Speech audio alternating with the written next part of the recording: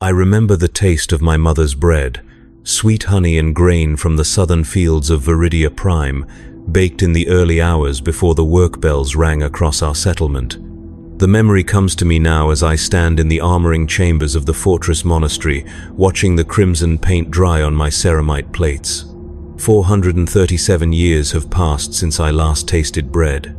437 years since I was called anything other than Brother Cassius of the Blood Ravens' Third Company. They tell the children of the Imperium that we are angels, living gods wrapped in blessed armor descended from the Emperor's own genetic legacy to protect humanity from the darkness beyond the stars. In their picture books and cathedral murals, we shine like silver saints, our bolters singing hymns of righteousness as we cut through heretic and alien alike. The propaganda feeds speak of our glory, our honor, our eternal vigilance. What they never speak of is the price. What they never tell you is that to become an angel, you must first learn to forget you were ever human. I was 11 when the chaplains came to our world. 11 years old, playing war games in the agricultural fields with my younger brother Matthias while our parents worked the harvest lines.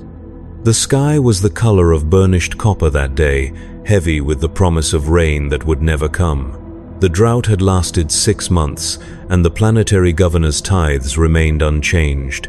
People were beginning to whisper words that would have earned them a flogging in the capital, but in the outer settlements, desperation breeds loose tongues. The thunder started just after midday prayer. Not the rumble of weather, but something deeper, more mechanical. Matthias and I climbed the tallest grain tower in our sector to get a better look, our small hands gripping the rusted ladder rungs as we ascended toward the sound. What we saw changed everything. Drop pods. 12 of them, descending through the atmosphere like falling stars, their retro thrusters carving bright scars against the copper sky. They struck the earth in perfect formation, each impact crater precisely calculated to surround our settlement without damaging the harvest infrastructure. When the smoke cleared and the ramps lowered, they emerged, Space Marines of the Blood Ravens chapter. Even at 11, even as a simple agri-world child who had never seen anything more threatening than a pack of feral groks, I knew what they were. Every citizen of the Imperium knows. The Adeptus Astartes, the Emperor's chosen, angels of death, but seeing them in person, watching them stride through our settlement with their massive frames casting long shadows over the dust, I felt something I had never expected: terror. They were too large, too perfect, too far removed from anything human. Their armor sang with embedded hymns as they moved, each footstep creating small tremors in the ground beneath us. When they spoke, their voices carried the mechanical resonance of vox amplifiers, turning simple words into pronouncements from on high. They had come for recruitment, they announced. The chapter required new aspirants, and Viridia Prime had been selected for the honor of contributing to the Emperor's armies. My mother wept when they called my name, not tears of joy, as the settlement administrator assured everyone, but something deeper, something that spoke of loss and endings rather than glory and honor. She knew, somehow, what the rest of us were only beginning to understand. Her son would leave that day, but he would never return. The thing that came back, if anything came back at all, would wear his face but carry none of his heart. The selection process was swift and merciless. Physical examination, genetic screening, psychological evaluation. Of the 300 children in our settlement between the ages of 10 and 12, only 7 passed the initial requirements. I was among them. Matthias was not. I still remember the look in his eyes as the chaplain's servo skull completed his biological scan and moved on without recording his data. Relief and disappointment warred in his expression, and I found myself envying him even as I felt proud of my own selection. We were allowed no farewells, no final meals with our families, no last nights in familiar beds. The chaplains explained that attachment to our former lives would only weaken us in the trials ahead. We were no longer the children of Viridia Prime. We were aspirants of the Blood Ravens, servants of the Emperor, and our old identities had become irrelevant impediments to our transformation. The journey to the chapter's fortress monastery took 3 months aboard a massive battle barge called the Litany of Fury. 3 months in the ship's lower decks, crammed into dormitories with aspirants from dozens of other worlds. Boys who had been farmers like me, but also former gang fighters from hive cities, tribal warriors from death worlds, and noble-born youth from civilized planets. The chapter cast its net wide, seeking not just physical strength but genetic compatibility with the gene seed of their Primarch. During the voyage, we learned our first lesson about what it meant to serve the Astartes. We learned about expendability. Of the 47 aspirants who had boarded the ship, only 32 survived the journey. Some died from failed medical procedures as the ship's apothecaries began the preliminary organ implantation process. Others succumbed to the constant combat training, their bones snapping under the weight of conditioning regimens designed to prepare human children for superhuman trials. A few simply broke mentally, their minds unable to process the magnitude of what they were becoming. Those ones were the fortunate ones. They died quickly. The fortress monastery of the Blood Ravens sits on a moon called Aurelia's Grief, orbiting a dead star in a system long forgotten by Imperial cartographers. It is a structure of impossible scale, carved from the moon's living rock and reinforced with adamantium bulkheads that could withstand orbital bombardment. Gothic spires reach toward the void like grasping fingers, each one housing training chambers, meditation cells, and the countless artifacts that the chapter has recovered from across the galaxy. Walking through its corridors for the first time, I felt the weight of history pressing down on me. 10,000 years of warfare had passed through these halls. Thousands of aspirants had walked the same paths I walked, and most of them had died in the trying. The walls themselves seemed to whisper of failure and sacrifice, of boys who had dreamed of becoming angels and found only death waiting for them in the darkness. The true trials began immediately upon our arrival. They called it the Proving, though I would later learn that this was merely the first of many tests designed to break us down and rebuild us according to the chapter's needs. For 6 months, we were subjected to physical conditioning that would have killed fully grown men from our homeworlds. We ran obstacle courses in powered armor too heavy for our developing frames. We fought hand-to-hand combat exercises against servitors programmed to maim rather than simply defeat us. We studied the Codex Astartes until we could recite its tactical doctrines in our sleep, and then we were tested on our knowledge while enduring pain that would have driven adults to madness. Of the 32 aspirants who had arrived on Aurelia's Grief, only 18 survived the first month. The others were interred in unmarked graves in the monastery's lower chambers, their names recorded in the chapter's archives but never spoken aloud again. We were forbidden to mourn them. We were told that grief was a weakness that would compromise our effectiveness as warriors. Those who showed signs of emotional attachment to their fallen brothers were subjected to additional conditioning, a process that involved drugs, hypno-indoctrination, and in some cases, surgical modification of brain chemistry. I learned to stop caring about the names of the boys who disappeared during training. It was a survival mechanism, but it was also something more fundamental, a necessary amputation of human empathy that would serve me well in the centuries to come. The first organ implantation came at the end of our initial training period. The secondary heart, they called it. A backup cardiovascular system that would allow us to survive wounds that would kill normal men. The surgery took place in the monastery's deepest chambers, in operating theaters that dated back to the days of the Great Crusade. Ancient machinery hummed with barely contained power as the apothecaries prepared their instruments, their servo arms moving with mechanical precision as they opened my chest and began reshaping my physiology. I was conscious throughout the procedure. The apothecaries explained that pain was part of the process, that learning to function while experiencing agony was a crucial skill for any space marine. They were right. Over the following years, I would be shot, stabbed, burned, frozen, poisoned, and crushed more times than I could count. The ability to compartmentalize pain and continue fighting would save my life again and again. But it would also cost me something essential. something that I didn't even realize I was losing until it was already gone. The months that followed were a blur of additional surgeries and escalating trials. The os modula, which strengthened our bones until they could turn aside chainsword blades. The biscopeia, which enhanced our muscle density and reaction time beyond human limits. The hemastamen, which improved our blood's oxygen-carrying capacity and allowed us to survive in environments that would asphyxiate normal humans. Each implant brought us closer to the Astartes ideal, but further from the children we had once been. I stopped dreaming about my mother's bread during this period. I stopped dreaming about Matthias, about the copper sky of Viridia Prime, about anything that connected me to my previous existence. The chapter's conditioning programs were designed to sever these ties, to create warriors who would serve the Emperor without the distraction of personal loyalties or emotional attachments. They were remarkably effective.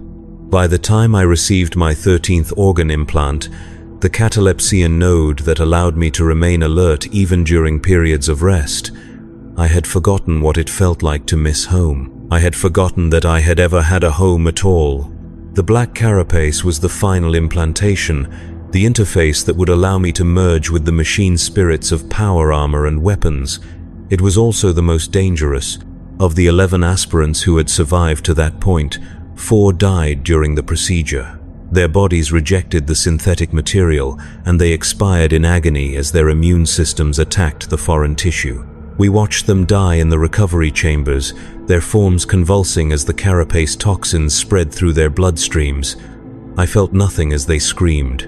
Nothing at all. This absence of feeling was the truest sign that my transformation was complete. I had become something that could watch children die without experiencing grief or compassion.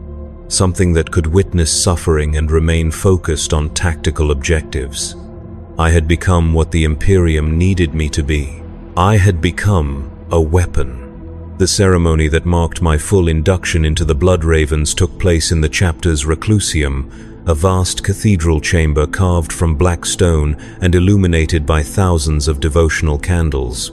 Chaplain Mordecus spoke the words of binding, the oath that would tie my soul to the chapter's service for whatever remained of my existence.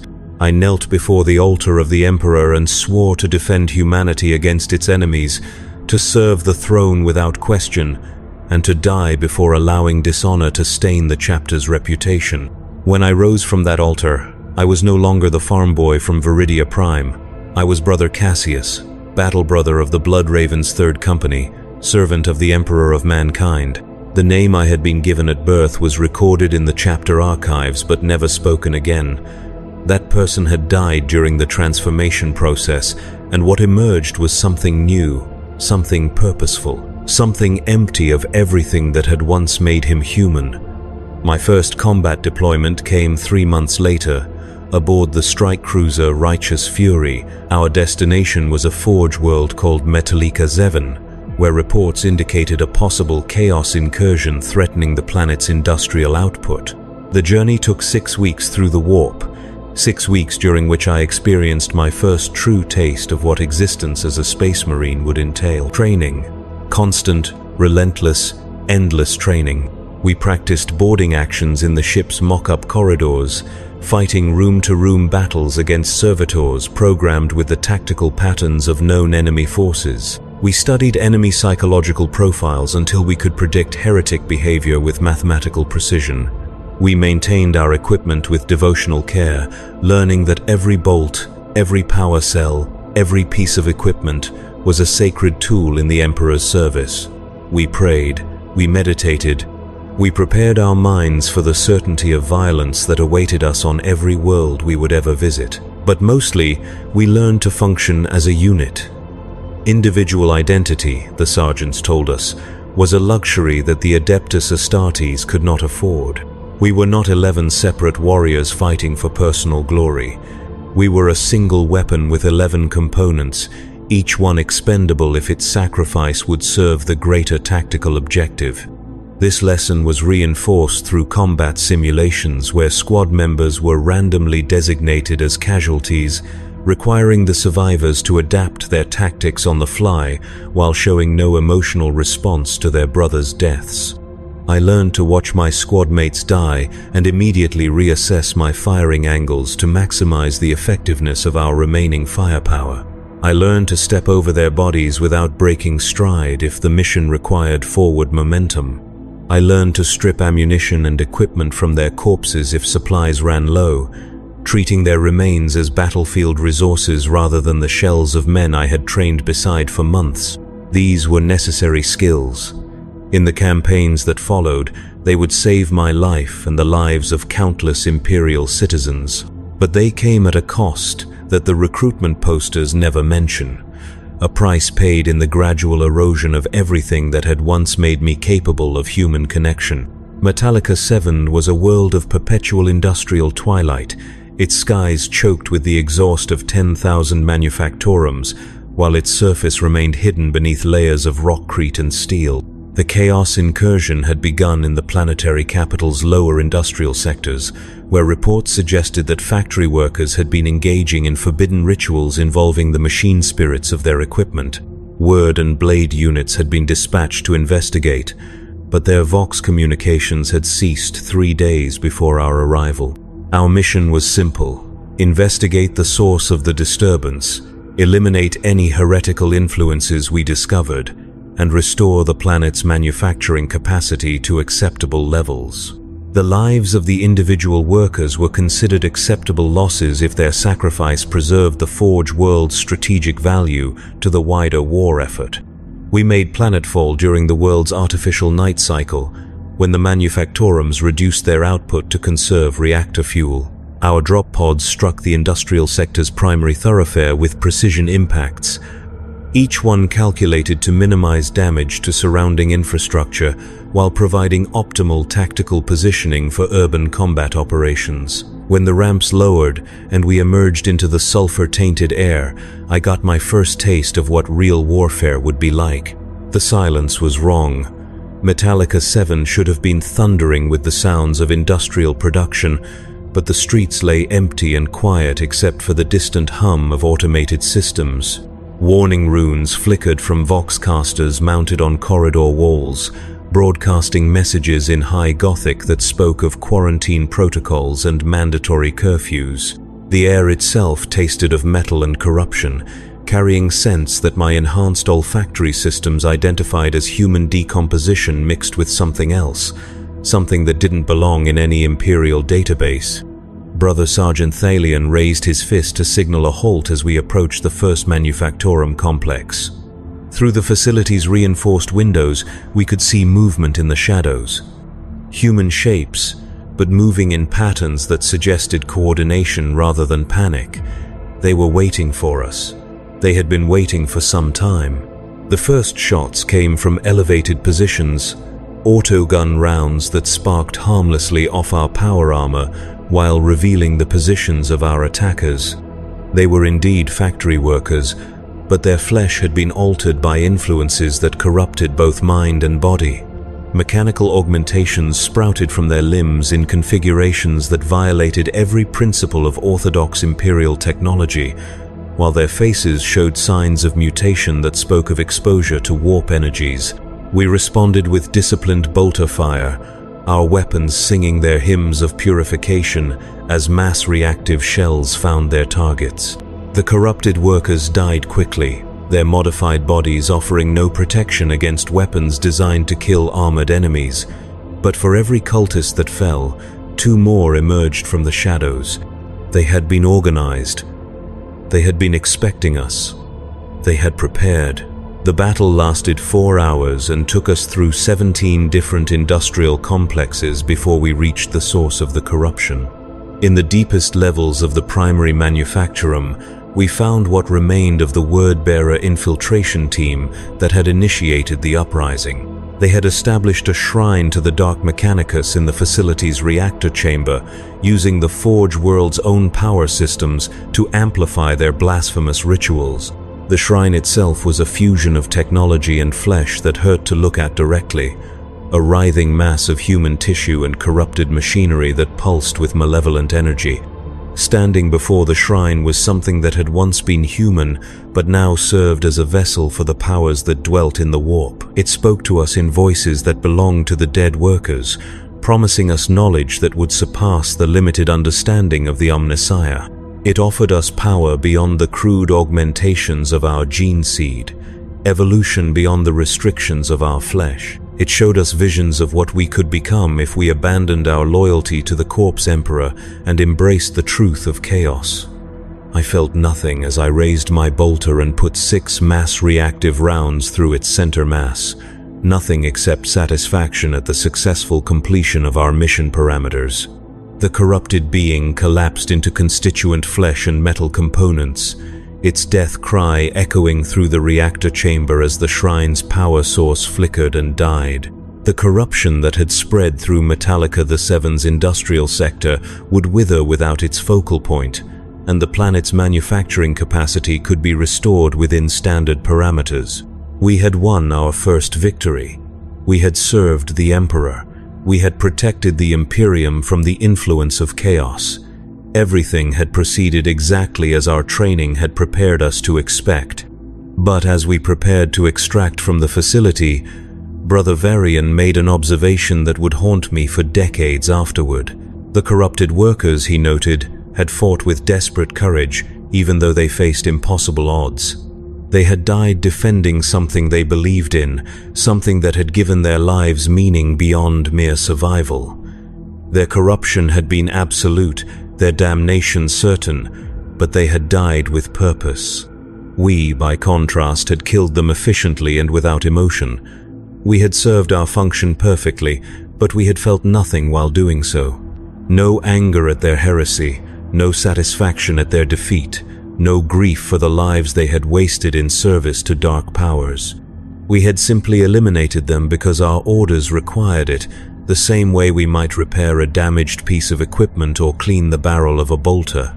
This realization should have troubled me, but it didn't. I had been conditioned to see this emotional emptiness as strength rather than loss. But sometimes, in the quiet moments between missions, I would find myself wondering what it might feel like to care about something enough to die for it, to believe in something so deeply that death seemed preferable to abandonment of that belief. I would never know. The conditioning that had made me an effective warrior had also made me incapable of that kind of faith. I served the Emperor because I had been programmed to serve, not because I had chosen to believe.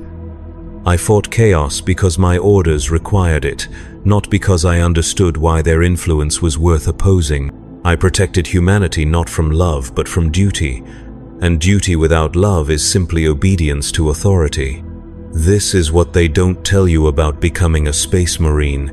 Yes, you gain strength beyond human limits. Yes, you acquire weapons and armor that make you nearly invincible against conventional threats. Yes, you become part of something larger and more significant than any individual could hope to achieve alone. But you lose the ability to choose your own path. You lose the capacity for doubt, for questioning, for the kind of independent thought that might lead you to make decisions based on personal conviction rather than institutional obligation. You lose the ability to form meaningful relationships with other human beings because you are no longer human yourself. You become a tool in service of an ideal that you can no longer truly comprehend because you lack the emotional capacity to understand what makes that ideal worth preserving. The campaigns that followed Metallica 7 blended together into a continuous cycle of violence and victory. Orc incursions on agri-worlds where we slaughtered greenskins by the thousands while the local populations cheered our arrival. Tau expeditions on industrial planets where we fought running battles against pulse rifle formations and battlesuits that could match our power armor pound for pound. Tyrannid swarms on death worlds, where we held defensive positions until ammunition ran low and then continued fighting with combat knives and bare hands until reinforcements arrived or we died in the attempt. Each campaign taught me new lessons about warfare, about tactics, about the countless ways that enemies of the Imperium could be killed or neutralized.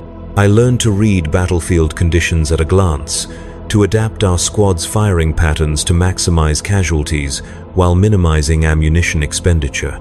I learned to identify weak points in enemy formations and exploit them with surgical precision. I learned to fight in every environment, from the vacuum of space to the crushing depths of ocean trenches, against every type of threat, from mindless beasts to strategic masterminds who could anticipate our movements and counter them with equal skill. But I never learned to care about the people we were ostensibly protecting. The billions of Imperial citizens who lived and died according to the outcomes of our battles remained abstract concepts rather than individuals worthy of personal concern. They were strategic assets to be preserved when possible, and acceptable losses when necessary. Nothing more, nothing less. This emotional detachment served me well when we were deployed to deal with rebellion on civilized worlds. Worlds where Imperial citizens had been led astray by charismatic leaders who promised them better lives if they threw off the yoke of Imperial taxation and regulation. Worlds where families fought against our arrival because they genuinely believed that independence would serve their children's interests better than continued membership in the Imperium. On Castellan IV, we fought through residential districts where every building had been turned into a fortress by citizens who had decided that death was preferable to surrender. They used furniture as barricades, kitchen knives as weapons, and their own children as human shields, because they knew that we would not hesitate to fire through civilian casualties to reach our tactical objectives. They were right. We didn't hesitate. We couldn't hesitate. The conditioning that had stripped away our capacity for empathy had also eliminated our ability to recognize the moral complexity of situations where good people found themselves on the wrong side of Imperial policy. I killed a woman on Castellan IV who was trying to evacuate her infant son from a building that we needed to secure for strategic reasons. She was unarmed, posed no threat to our mission, and was clearly attempting to preserve innocent life rather than resist our operations. But she was in our way, and eliminating obstacles was part of our function. I put a single bolt round through her center mass and continued advancing without breaking stride. The infant died in the subsequent explosion when Brother Gavius used frag grenades to clear the rest of the building. I felt nothing, no regret, no guilt, no sense that I had committed an act that might be worthy of moral consideration. The woman had been a tactical problem that required a tactical solution. Her death had served the Emperor's interests by allowing us to complete our mission more efficiently. The infant had been an acceptable casualty in service of the greater strategic objective. These were facts, not tragedies. But that night, during the meditation period that followed every combat operation, I found myself trying to remember what the woman had looked like, not for any emotional reason, but because I realized that I could not form a clear image of her face, even though I had killed her less than 6 hours earlier. She had been human, female, approximately 30 standard years in age, but beyond those basic tactical details, she had not registered as worthy of memory. She had been an obstacle, nothing more. This troubled me not because I felt guilt about her death, but because it suggested that my conditioning might be interfering with my ability to process tactical intelligence. If I could not remember the faces of enemies I had killed, how could I be certain that I was not overlooking important details that might prove relevant to future operations? If civilians had become so abstract in my perception that I could not distinguish one from another, how could I accurately assess population compliance levels or identify potential resistance leaders? I brought these concerns to Chaplain Mordicus during my next confession session. He listened to my report with the mechanical attention that all chaplains brought to matters of spiritual maintenance, then informed me that my observations were evidence of successful conditioning rather than cause for concern. The ability to eliminate obstacles without emotional interference was precisely what the chapter required from its battle brothers. The fact that I could no longer perceive individual civilians as significant suggested that I had successfully transcended the limitations of human empathy that might otherwise compromise my effectiveness. He was right, of course. Over the following decades, my inability to form meaningful memories of the people I killed would prove strategically valuable in countless situations. I could fight through civilian areas without the hesitation that might give enemies opportunities to exploit my positioning. I could make triage decisions about casualty evacuation without being distracted by personal attachment to wounded comrades. I could sacrifice squad mates when necessary without experiencing the grief that might cloud my tactical judgment. But it also meant that I would never again experience the satisfaction of protecting something I cared about. Victory became a technical achievement rather than an emotional reward. Survival was simply the continuation of function rather than something to be celebrated. Success meant nothing more than the completion of assigned objectives according to acceptable parameters. This is the price of becoming an angel. You gain the power to protect humanity, but you lose the ability to understand why humanity is worth protecting. You become capable of incredible acts of heroism, but you can no longer comprehend what makes heroism meaningful. You serve the greatest cause in human history, but you cannot remember why that cause matters to the people whose lives depend on your service. The centuries passed. Campaigns blended into campaigns until I could no longer distinguish one battlefield from another without consulting my personal mission logs. I was promoted to veteran status after my first century of service, then to sergeant after my second. The Blood Ravens recognized my tactical competence and granted me command responsibilities that allowed me to shape the combat effectiveness of entire squads. I trained new battle brothers in the methods that had served me well, passing on the lessons I had learned about the necessity of emotional detachment and absolute obedience to orders. I was, by all objective measures, a success. My kill count exceeded chapter averages by significant margins.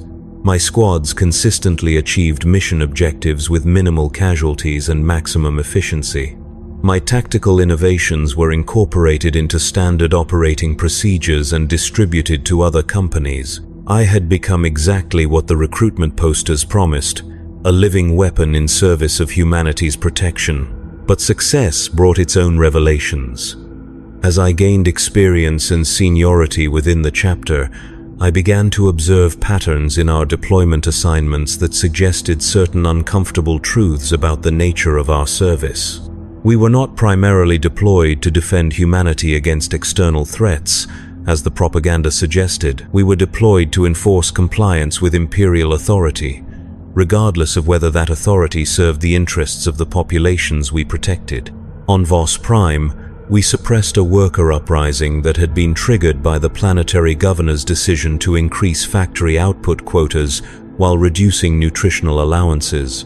The workers had not been corrupted by chaos or influenced by Xeno's manipulation. They had simply reached the conclusion that their current living conditions were unsustainable and that organized resistance might improve their circumstances. They were wrong, of course. Our intervention ensured that their living conditions became significantly worse, but their compliance with imperial taxation requirements improved dramatically. On Mordian, we participated in the pacification of a religious movement that had developed interpretations of the imperial creed that differed from orthodox ecclesiarchy doctrine. Their heresies were minor, involving questions about the precise nature of the emperor's divinity that had been debated by theological scholars for millennia. But their growing influence threatened the authority of local church officials, and authority could not be allowed to appear uncertain. We killed approximately 40,000 civilians during the 3-week campaign that followed, including the entire population of 6 settlements that had embraced the heretical teachings. On Necromunda, we supported Arbites operations against gangs that had been interfering with the collection of imperial tithes from Hive City industrial sectors. The gangs were brutal organizations that preyed on civilian populations for their own profit, but they were also the only effective check on the power of corporate overlords whose exploitation of workers exceeded even imperial standards for acceptable resource extraction. Our elimination of gang resistance resulted in measurably improved tithe collection, but it also led to working conditions that killed more civilians in the following year than gang violence had killed in the previous decade. Each of these campaigns was a tactical success. Each one achieved its stated objectives with minimal expenditure of chapter resources. Each one strengthened imperial control over populations that might otherwise have developed independence movements or resistance organizations. Each one served the emperor's interests by ensuring continued compliance with centralized authority. But they also served to illustrate the fundamental contradiction at the heart of Space Marine existence. We were created to protect humanity, but we spent most of our time killing humans who had reached conclusions about their own interests that differed from those of imperial administrators. We were sold as humanity's guardians, but we functioned as humanity's wardens. We preserved the Imperium not by defending it against external threats, but by ensuring that internal dissent could never develop into effective resistance. This realization should have troubled me, but it didn't. The conditioning that had made me an effective warrior had also made me incapable of questioning the fundamental assumptions underlying my service. I could observe patterns and draw tactical conclusions, but I could not evaluate those conclusions according to moral criteria that might suggest alternatives to my current function. I served because I had been programmed to serve, not because I had chosen to believe that service was inherently valuable. But observation, even without emotional response, still provided information, and over time, that information began to accumulate into an understanding of what I had truly become. I was not a guardian angel protecting innocent civilians from monstrous threats. I was an enforcement mechanism, ensuring compliance with political structures that prioritized stability over justice, efficiency over compassion, and authority over individual welfare. I was not a hero serving a cause greater than myself. I was a tool wielded by administrators who had never experienced combat, but understood that violence could solve problems that negotiation and compromise could not address effectively. I was not protecting humanity. I was controlling it. The 4th century of my service brought assignment to the Death Watch, the chamber militant of the Ordo Xenos tasked with eliminating alien threats to Imperial space. This should have been a return to the simple clarity of the Metallica 7 campaign: clear enemies, obvious objectives, straightforward tactical solutions. Aliens were not human. They could not claim Imperial citizenship or appeal to human sympathy. They could be killed without moral ambiguity because their very existence threatened human survival. But even the Death Watch could not provide the clarity I had hoped for. My first assignment was the elimination of a Tau diplomatic mission that had been attempting to establish trade relationships with Imperial worlds along the Damocles Gulf. The Tau were offering advanced medical technology in exchange for raw materials that their expanding empire required for continued industrial growth.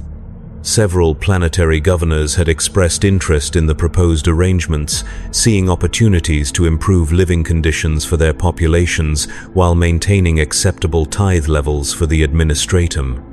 The Ordo Xenos had determined that these negotiations represented an unacceptable security risk, not because the Tau were planning military action against Imperial worlds, but because their diplomatic success might encourage other Xenos species to attempt similar approaches.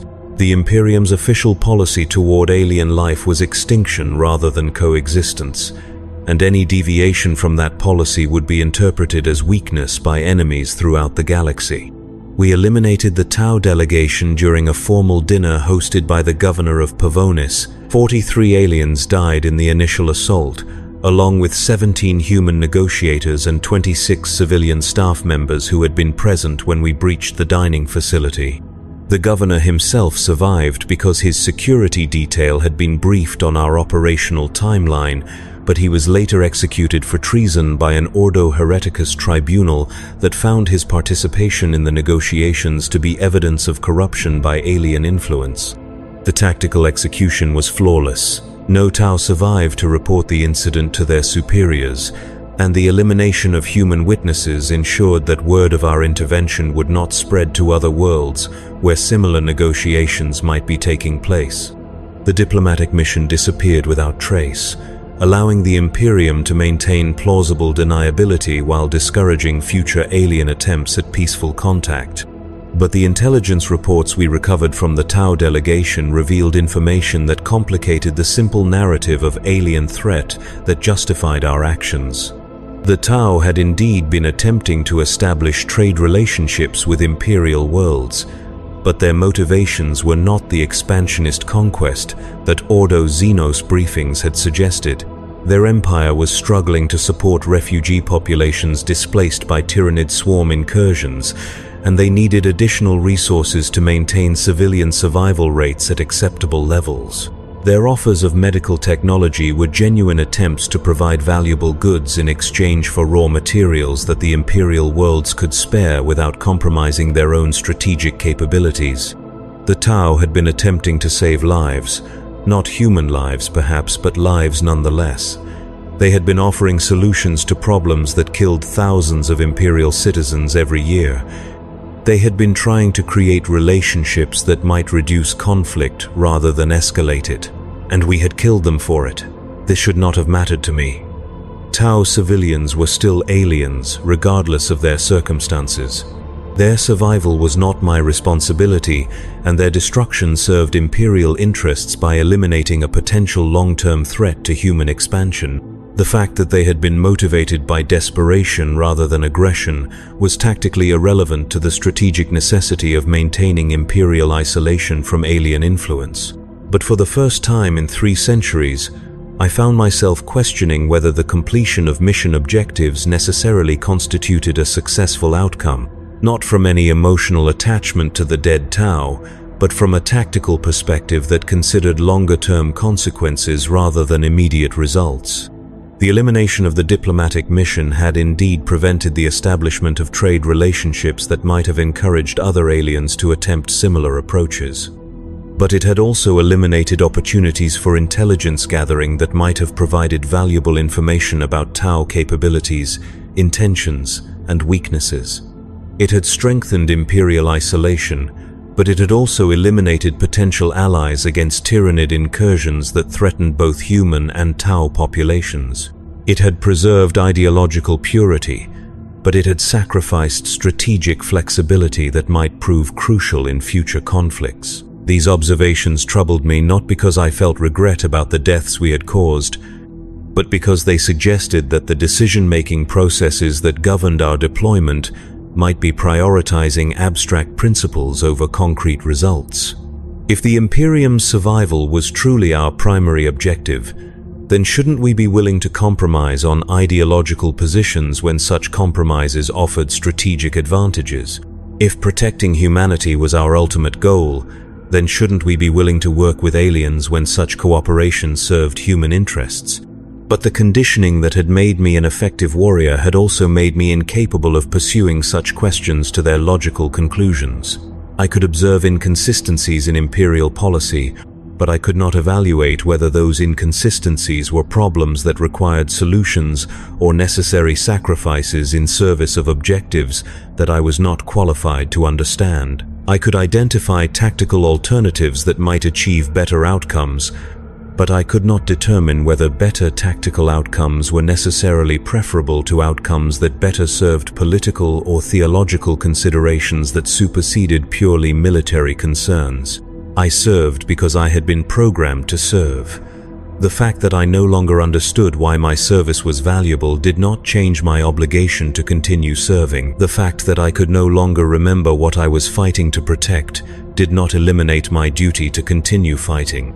The fact that I had become something that could question its own purpose while remaining incapable of changing its behavior was simply another aspect of what I had become. The final revelation came during my 5th century of service, on a world whose name I was ordered to forget immediately upon completion of our mission.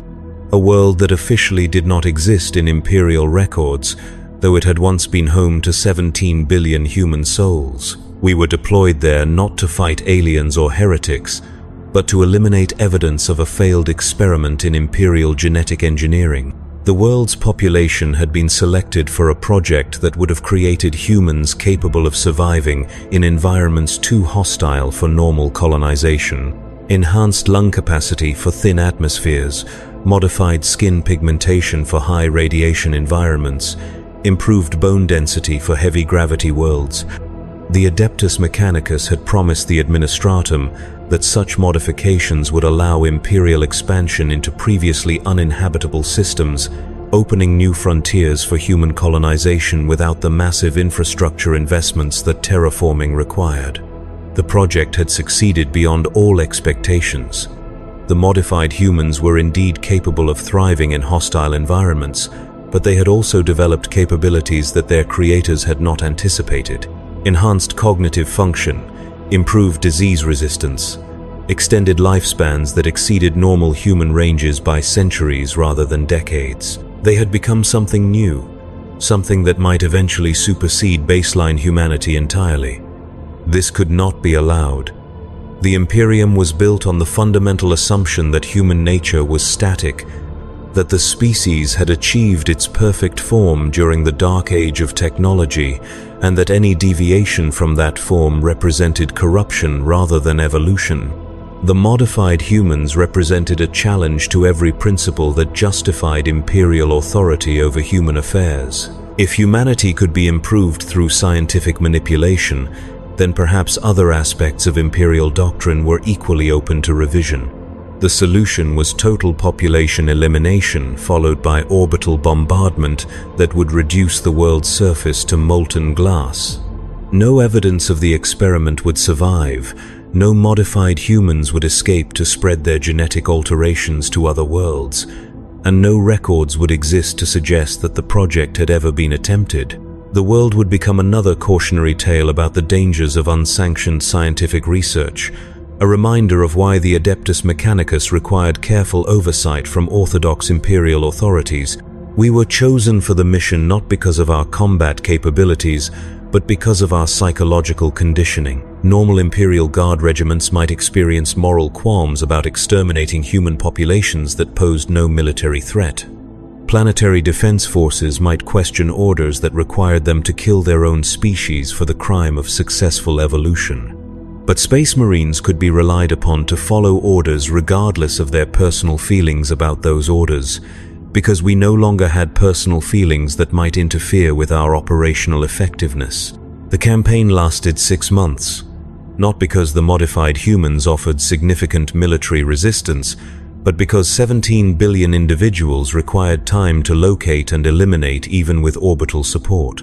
They had built cities that extended deep underground, anticipating that their world's hostile surface conditions might require extensive subterranean development. They had developed technologies that allowed them to remain hidden from our scanning equipment for extended periods.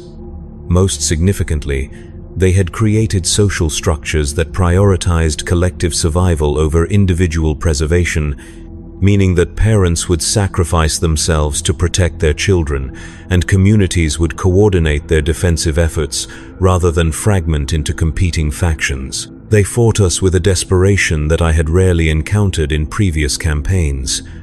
Not the mindless fury of chaos cultists or the mechanical determination of Tau warriors, but the calculated ferocity of people who understood exactly what our victory would mean for them and their children.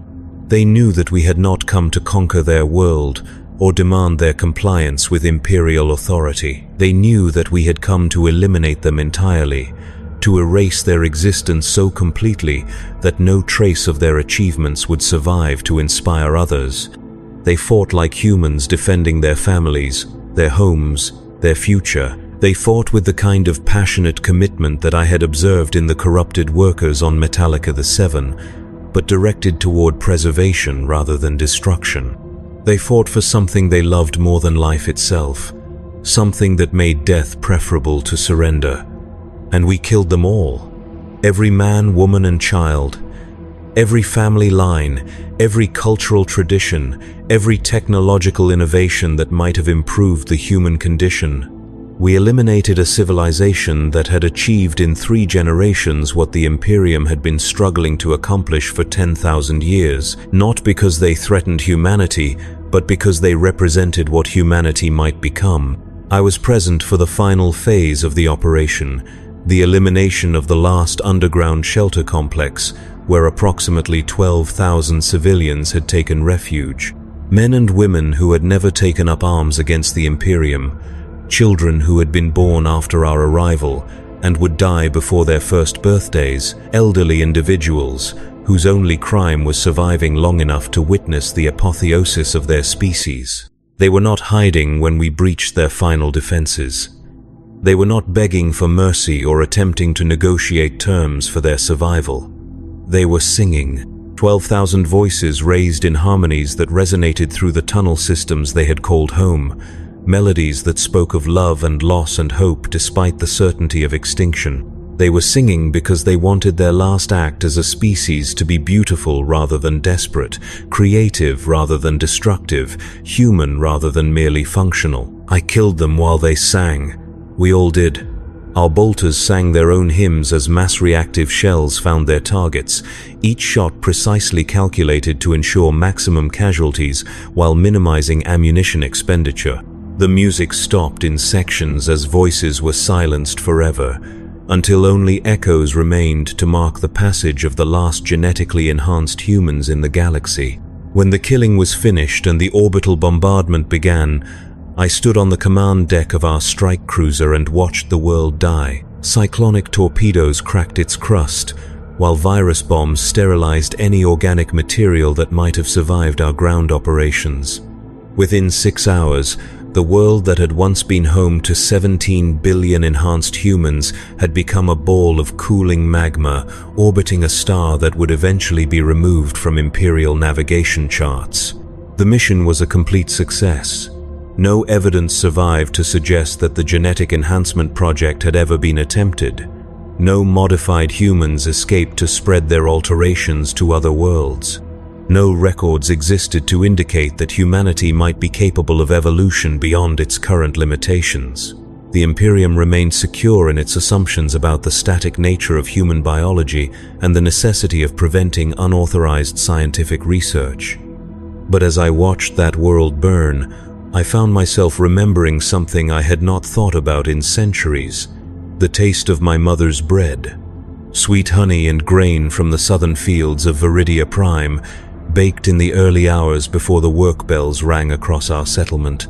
The memory came without warning, without context, without explanation.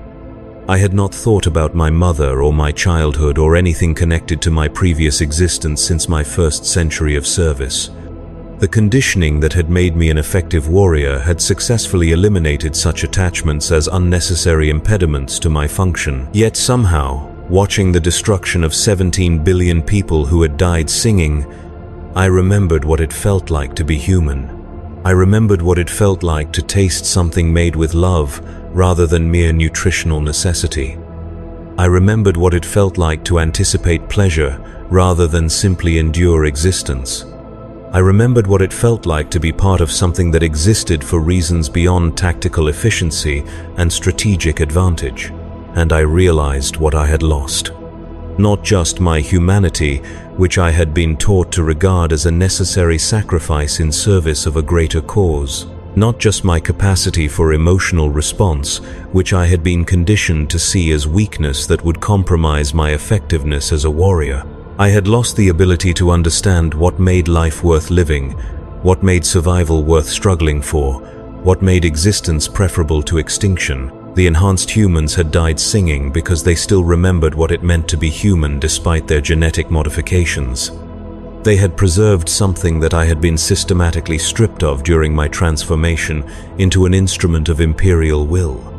They had remained capable of love, of hope, of beauty, of all the things that gave meaning to existence beyond mere biological function.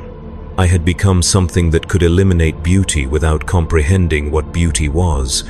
I had become something that could destroy love without understanding what love meant. I had become something that could extinguish hope while remaining ignorant of what hope offered to those who possessed it. I had become the perfect servant of an empire that preserved humanity by destroying everything that made humanity worth preserving. But this realization changed nothing. I could observe the loss without regretting it, understand the sacrifice without questioning its necessity, recognize the price without considering it excessive. The conditioning that had created these capabilities had also ensured that I would continue serving regardless of my personal assessment of that service's value. I was incapable of rebellion, incapable of doubt, incapable of choosing a different path, even if I could imagine what such a path might entail. I was exactly what the Imperium needed me to be. Nothing more, nothing less. The centuries since that nameless world have blended together into an endless cycle of deployment and victory, conflict and resolution, service without purpose or satisfaction or hope of anything beyond continued service. I have killed millions of enemies of the Imperium, protected billions of Imperial citizens, and preserved the stability of countless worlds against threats both internal and external. I have served the Emperor faithfully for over 400 years, and I will continue serving until battle damage or age finally claims my enhanced physiology. I am a hero of the Imperium, a living legend, a guardian angel protecting humanity from the darkness beyond the stars. Children throughout Imperial space dream of becoming what I have become, imagine themselves wielding the weapons I carry and wearing the armor that has turned aside countless attacks. They see me as the embodiment of everything noble and pure about human civilization, a figure worthy of worship and emulation. They do not know that I can no longer remember why their dreams matter. They do not know that I have forgotten what it feels like to care about anything beyond the completion of assigned objectives. They do not know that I have become something that can protect them without understanding what makes them worth protecting, something that can serve their interests without comprehending what those interests entail. They do not know that in becoming their guardian, I have ceased to be one of them. And perhaps that is the greatest victory chaos could achieve against the Imperium, not the corruption of its servants, but the creation of servants so pure in their dedication that they can no longer comprehend the value of what they serve. Not the destruction of humanity, but the transformation of humanity's protectors into something that preserves human life without preserving human meaning. We are the Adeptus Astartes. We are the Emperor's finest warriors. We are the shield that stands between mankind and the darkness that would devour it. We are no longer human, and we have forgotten why humanity matters. But we will continue serving. We will continue fighting. We will continue killing in the Emperor's name until nothing remains of us but the echoes of bolter, fire, and the memory of wars whose purpose we can no longer recall. We are angels without heaven, guardians without understanding, protectors without love. We are exactly what we were designed to be.